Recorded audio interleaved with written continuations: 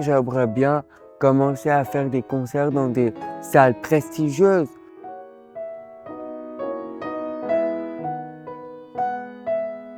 Des concerts en soliste aussi. Jouer plus souvent avec orchestre.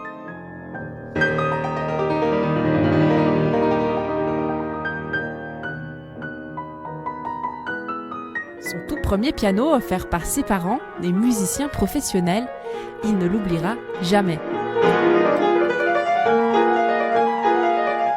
Quand c'était le jour de Noël, elle arrive avec un gros carton comme ça, tout emballé, c'était mon petit piano.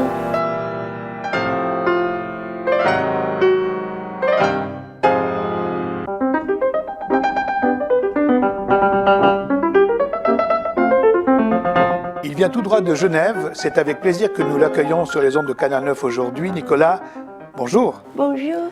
Merci d'être venu jusqu'ici. Le piano, c'est vraiment ton meilleur ami. Alors oui, évidemment, c'est un don que j'ai reçu de Dieu depuis tout petit. Chaque jour, je consacre 2h30 à 3 heures de piano par jour. Et puis, le petit garçon a révélé un don exceptionnel pour cet instrument. L'année dernière, il a reçu le premier prix du concours Beethoven du Conservatoire de Genève.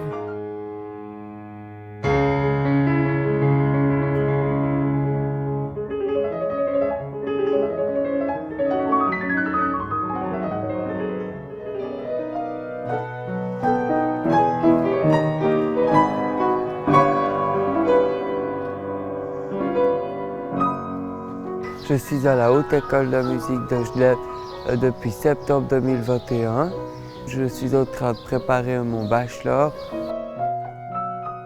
Parallèlement, je suis mes études au Collège de Genève où je prépare ma maturité suisse.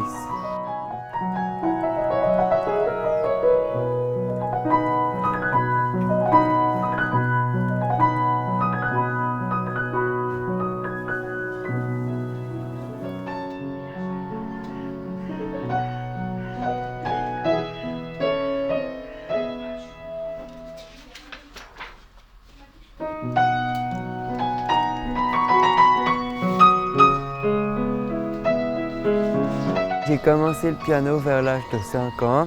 Lorsqu'on était petit, on faisait quelques fêtes de temps en temps. Et puis il y avait une amie qui jouait du piano.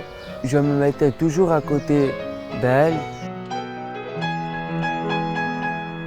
Et puis pendant que les autres enfants qui étaient là allaient danser, j'allais m'asseoir à la table à côté et j'imitais comme ça. J'imitais un peu, je regardais, j'imitais. Et puis j'aimais beaucoup travailler, enfin pas travailler, mais essayer, faire semblant. Je mettais un cahier de dessin sur le piano et je faisais semblant que c'était une partition.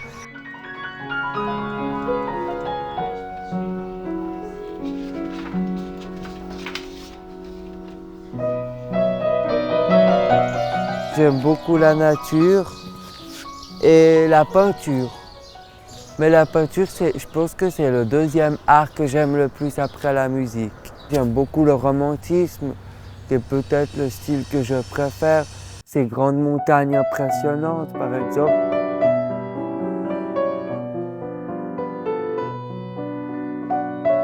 Et même parfois, on peut en puiser de ces belles peintures. On peut en puiser de l'inspiration pour la musique aussi après.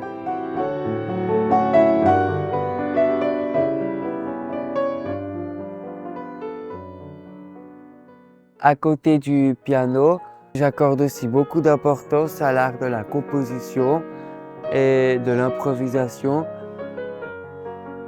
Et j'ai notamment composé la musique pour 2 films muets du début du XXe siècle. Berlin, symphonie d'une grande ville de Walter Ruttmann. Le Palais des Mille et une nuits de Georges Méliès, qui est un magnifique court-métrage.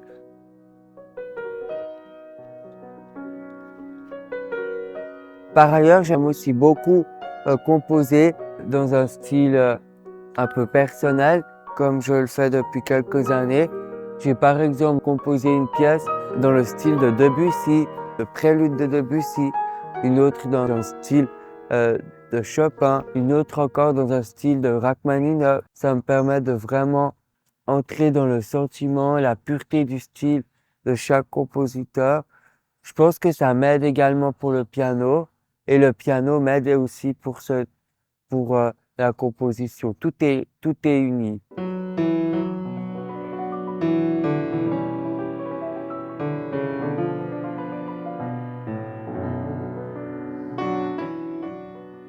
Pour Hans von Bülow, le grand chef d'orchestre allemand, le clavier bien tempéré de Jean-Sébastien Bach, dont je jouerai ce soir un prélude et fugue, il le considérait comme l'Ancien Testament du piano, tandis que les sonates de Beethoven pour piano, il les considérait comme le Nouveau Testament du piano, et je partage pas mal cet avis aussi.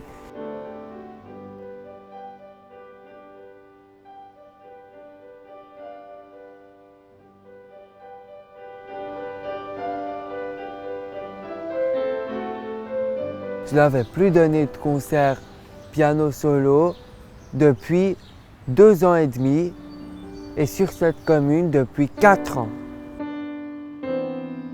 Donc on s'est dit c'est l'occasion, après toute cette pandémie, après tous ces problèmes qu'il y a dans le monde, c'est l'occasion de mettre un peu de gaieté et de refaire un beau concert.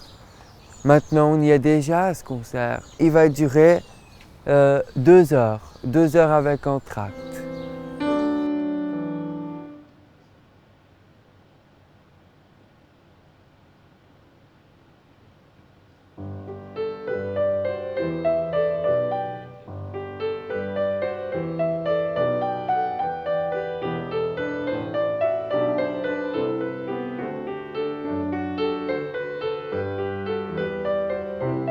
Il me faudrait encore faire un bachelor soliste pour pouvoir vraiment obtenir le diplôme de concertiste. Je suis intéressé aussi par transmettre la passion du piano et pouvoir dans quelques années enseigner dans une haute école de musique. Et donc pour cela, il me faudrait aussi un master en pédagogie. Donc inutile de dire qu'il y a encore beaucoup d'années devant moi.